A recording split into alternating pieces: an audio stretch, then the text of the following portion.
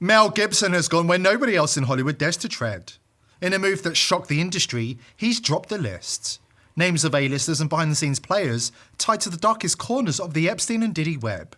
Private jets, remote islands, parties that would make Caligula blush. The internet is on fire, but the mainstream media? Silent, complicit, and terrified. But Gibson isn't stopping there. He's producing a tell-all documentary aimed straight at the black heart of Hollywood. An expose that could crack the facade wide open. He knows the risks, he knows the pattern. Directors, producers, even A-list stars silenced, disappeared, dead. He's still pushing forward, not because he's brave, but because he's holding the ace they never wanted played. Gibson's next move? It could set off a chain reaction that burns Hollywood to the ground. Mel Gibson has a message for everybody fed up with the endless delays, the buried evidence, and the media gaslighting around Epstein and Diddy. There's a list, and you will learn the names. We all know Epstein's client network ran deep into Hollywood, Washington, and beyond. Household names took those flights to Epstein Island, where unspeakable opportunities were served on a silver platter. And for years, the system protected them. And Jeffrey Edward Epstein? Have you ever been convicted of a crime? Yes. Epstein got away with his crimes because nearly every element of society allowed him to get away with them. This is exactly why Mel Gibson has been blacklisted. He's been calling out the rot for decades, and they've tried to bury him every step of the way. But he's not backing down. In fact, he's just getting started. According to Gibson, there's a spiritual war taking place right now, a battle of good versus evil, and it's his duty to share what he knows with the rest of the world. And this is in the next film I'm going to do, I'm going to try and tackle this question. That there are big realms, spiritual realms. There's good, there's evil, and they are slugging it out. So what exactly is Mel Gibson planning to expose in this new documentary? And who's really on this Epstein-Diddy list? Just learned that Mel Gibson is about to release a 4-part massive documentary series on the worldwide child trafficking ring. What did Anne Hayes, Chester Bennington, Chris Cornell, Isaac Kappy, and Paul Walker all have in common? They were all directly connected to investigations into Hollywood's paedophile ring. And now, they're all dead. Gibson knows the risks. That's why he's taken steps to protect himself, and more importantly, to protect the evidence. Because he's sitting on a goldmine of footage. Drone surveillance of Epstein Island, filmed just days after Epstein was arrested. A series of videos which evidence underground air vents and captured unusual activities such as staff still working on island. The uploads began on the 10th of July, 4 days after Epstein's arrest and while he was in prison. The staff can be seen working to dismantle some of the structures and buildings. The drone also captured this mattress inside the infamous temple, and for some reason the staff had removed the golden dome from the top of the temple and boarded up the fake door. There are numerous videos capturing all areas of the island. The drone footage continued to be uploaded up until Epstein's death on the 10th of August 2019. The drone captures a network of underground air vents and access points, fake doors, strange symbols, and iconography. This damning drone footage is the backbone of his upcoming documentary titled Hidden War, a bombshell expose on the elite paedophile networks, the blackmail rings, and the shadow systems pulling the strings behind Hollywood and politics alike. And here is where it gets really interesting. The man who Gibson says captured the drone footage? His friend John McAfee, the tech mogul and rogue investigator. This is huge, as everybody who knows what happened to McAfee next will understand. This drone footage is actually from July 2019 and was originally uploaded by a YouTube account named Rusty Shackelford. However, this account has since been banned, and the videos can only be found via archives. Now this next part is even crazier. No one knows for sure who Rusty Shackelford is. However, it's been speculated that the account was run by the late businessman and cybersecurity expert John McAfee. McAfee was in the Caribbean in July 2019 when the Rusty Shackelford YouTube channel started posting drone videos, and McAfee tweeted about going dark and claimed the CIA was after him. McAfee was a drone enthusiast and publicly tweeted that someone on his team was a drone operator, giving him the means to film Epstein's island. Good morning, John McAfee here. As most of you know, I am a drone nut. I have here my latest acquisition, the Mavic Platinum Pro. It is awesome. Governments hate these in the hands of citizens because what used to be for the government, something costing millions of dollars, is now available to the people, and we can watch them just like they watch us. And then there's another clue that McAfee was behind the Rusty Shackelford account that shared drone footage of Epstein's island. The Rusty Shackelford channel included a video with the tagline, "They should have left him alone," a quote from the Bourne film series. Well, McAfee previously tweeted this exact phrase. Now, besides filming and sharing drone footage of Epstein's island, McAfee also openly challenged the official story about Epstein's death. He claimed that Epstein was strangled by his cellmate Nicholas Tartaglione, who had nothing to lose because he had already been convicted of multiple murders. Then, in June 2020, McAfee posted that he will publish the name of a high-level official who chose Tartaglione as Epstein's cellmate. And then McAfee took it a step further and started naming names. In May 2021, he tweeted that Bill Gates was getting divorced because of multiple affairs and hanging with the Jeffrey Epstein crowd. He posted this on May 22nd, and almost exactly a month later, on June 23rd, John McAfee was found dead in his prison cell in Spain. He was arrested at the request of U.S. authorities in connection with charges of tax evasion filed against him in the United States. As for the cause of death, the autopsy report claimed McAfee hanged himself. Coincidence or cleanup? According to Gibson, his friend John McAfee was framed and murdered by the government before he could spill the secrets that would have blown Epstein's deep cover operation wide open. But here's the thing, the secrets didn't die in that Spanish prison cell. McAfee was too smart. He left a trail. Encrypted, compartmentalized, impossible to erase. And now, Mel Gibson has it all of it. He's sitting on a goldmine of intel. Names, footage, timelines, receipts that could cripple the global blackmail network running beneath Hollywood's polished surface. Unlike those before him, those who accidentally overdosed, crashed or disappeared, Gibson has a plan, a foolproof one. And according to sources close to the project, Phase 1 has already begun. Here is what makes this documentary different. This time Mel is not just hinting. He says he owes it to McAfee to go all the way, and that means naming names. Is a day of recognition for human trafficking and slavery still existing around the world. The tragedy of human trafficking, forced prostitution, forced labor, hereditary slavery that exists in almost every country needs to be abolished. One of the most disturbing problems in our world today is human, and particularly children. Now, the first step in eradicating this crime is awareness. As part of the lead up to the release, Gibson drops the hammer, posting real receipts on his official X account. He reposted the infamous Epstein and Diddy lists, and they weren't redacted.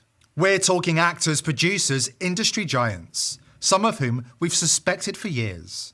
But others, no one saw coming. The shockwaves hit fast. Some tried to deny, others went dark. But the damage is done, and the message is clear. This isn't a conspiracy theory anymore, it's a reckoning. On the P. Diddy case and everything going on with Jay-Z right now, go over to XYZ and look at Mel Gibson's profile. He dropped a list. How dare you!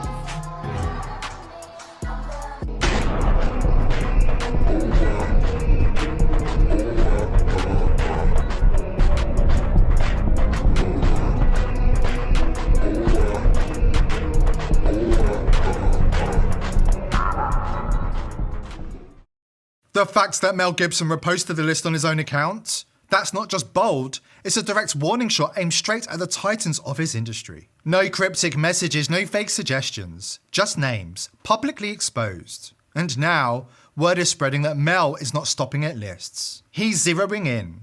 We're hearing that he plans to focus on a handful of powerful Hollywood figures, the ones who've stayed hidden in plain sight.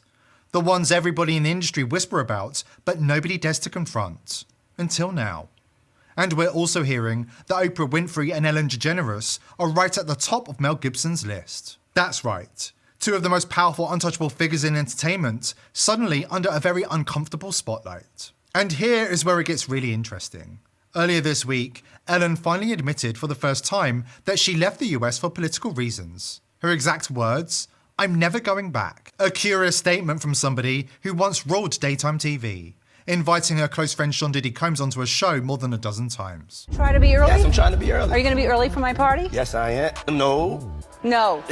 You know I have to arrive fashionably late. All right. Not too late, though. Not too late? Not too late, please. What time would you like me there? I'll tell you later. Okay. But not too late. Because, you know, once you get there, the party really starts. Yeah. You know what I'm saying? I got you. I promise you I'm not going to let you down on this big one. All right, For good. real. Good. Your shoes, your feet are going to have blisters. You're going to be dancing so hard. I can't wait. When you consider that Ellen's famous set is modelled on Epstein's Island, and when you look at what's coming, Ellen fleeing the US starts to make a lot of sense. Because if what Mel's about to release is true, it's not just a scandal, it's an exodus. Let's talk about Tom Hanks. His name has circled Epstein rumours for years. But now, according to Mel Gibson's team, it's more than just whispers. In 2020, right as the Epstein case was heating up, Hanks suddenly became a Greek citizen. The media brushed it off as a personal choice. But Gibson's team sees it as a strategic move, because Greece doesn't easily extradite its citizens, just like Israel. Now, here's the bombshell. Mel says he has footage linking Hanks to Epstein Island. Not just that, flight records quietly buried show at least one trip. But it goes deeper.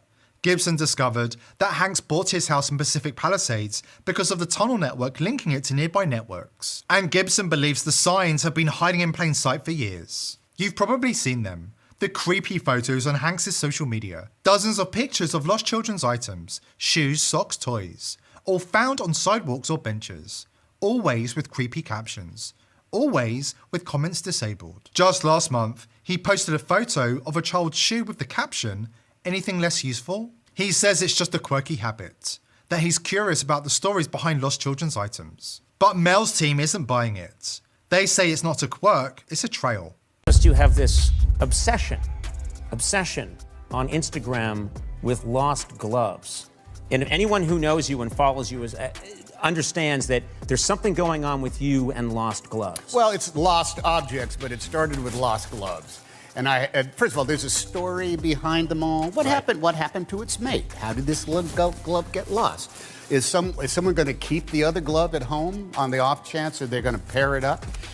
It's a little bit of, Romeo and Juliet kind of quality to it. According to Mel's team, these posts aren't random. They're signals, symbols, maybe even trophies from victims, or coded messages to others in the network. I have to ask about one recent habit of yours, though. You're posting photos on social media of lost clothing you find around on the street, right?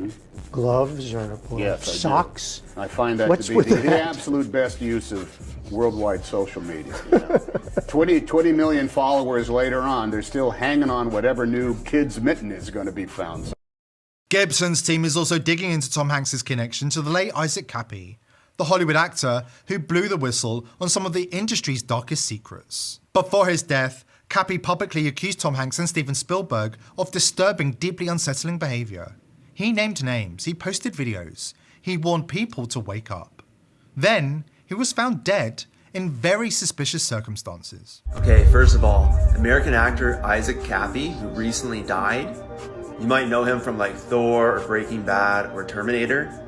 Well, before his death, he came out with a video where he was exposing all of Hollywood, and he was exposing Tom Hanks. He was calling him the P word. In the video, he also says specifically that he is not suicidal whatsoever.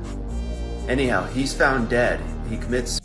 He jumps off a bridge in Arizona on May 14th. Remember this date, okay?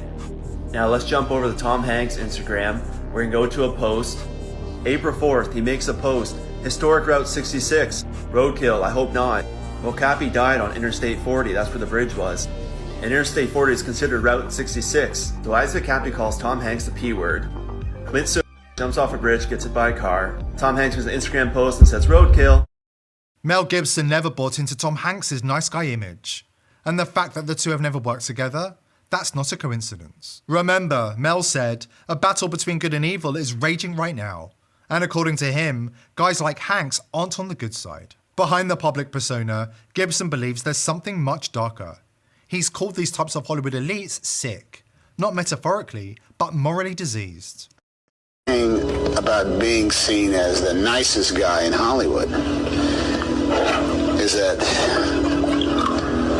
no one searches my backyard for bodies. Jeffrey Epstein actually believed he could rehab his public image with the help of none other than Steve Bannon, who filmed an unreleased interview with him just before the arrest. Watch the footage, that smug grin, the arrogance. Even as he's confronted with his crimes against underage girls, he still thinks he can spin it. But the mask slipped, and what you see underneath is the pure evil that Mel Gibson is talking about. I made my living from old thinking, but the future is for the way women think. The way women think. That's correct. Is that not a sop because of all the depravity you've done against young women? And your new sop is that their women's thinking is the future? No, I've always believed that women would be, in fact, be able to take over. I'm a firm believer and supporter of Time's Up. For years, the VIP elite have hid in plain sight, posing as nice guys, progressive voices, virtue signaling champions of justice. Just like Epstein in that clip, pretending to be misunderstood, rebranding himself as some kind of white knight. But we see through it now. The masks are off, the act is over, and as Mel Gibson puts it, it's time for justice. Not in whispers, not in sealed files, out loud in public and for the world to see. Here at The People's Voice, we're determined to continue exposing the crimes of the global elite, but we need your help. Subscribe to the channel, tell your friends and family about us, and join the People's Voice Locals community for exclusive and uncensored content. I hope to see you there.